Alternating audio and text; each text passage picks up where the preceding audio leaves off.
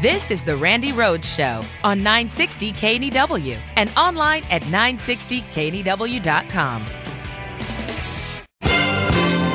Take a moment from your busy lives for BS News for this Monday, the 23rd of April, 2012. And away we go. Dateline, love your mother. Sunday was Earth Day, or as Republicans call it, Sunday. The Earth Day celebration has been around for 42 years, or slightly less time than evangelicals think the Earth has been around.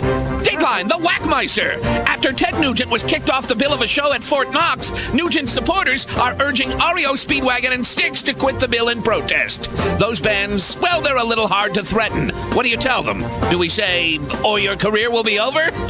You're 30 years too late. Dateline, Keystone Cop-Out.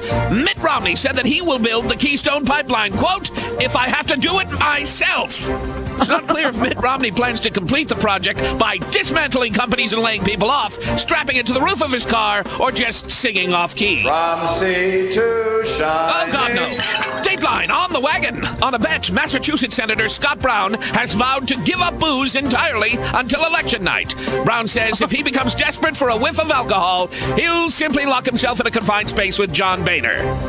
Where else did you think we were going? Dateline, men living more. New data on life expectancy shows that men in Utah live the longest of any state at 78.8 years. And yes, researchers checked their data to make sure. It wasn't just a case of it feeling a hell of a lot longer when you're living in Utah. Finally, Deadline, hear me roar. A new study describes a condition in which certain people have sudden involuntary shifts in gender identity to the opposite sex and back again, often several times a day. People who have the condition report that the hardest part of it is earning 30% less while they are a woman. And so it goes. Back to the grindstone. BS News for Monday. Have a great week. It's our turn now.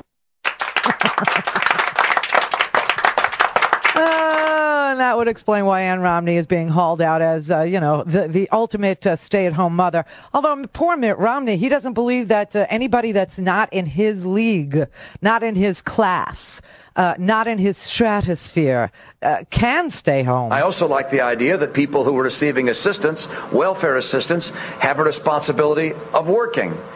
In my state, we made good progress in that regard following the days of the Welfare Reform Act. But then while I was governor, 85% of the people on a form of welfare assistance in my state had no work requirement. And I wanted to increase the work requirement. I said, for instance, that even if you have a child 2 years of age, you need to go to work. Oh, my God. And people said, well, that's heartless. And I said, no, I'm willing to spend more giving daycare to allow those parents to go back to work. It'll cost the state more providing that daycare, but I want the individuals to have the dignity of work. It's our turn now.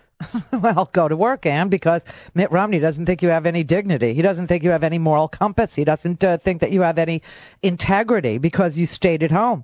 And it may sound heartless, but you've got to get your butt to work, even though it's going to cost more. I mean, is this Bushonomics or what?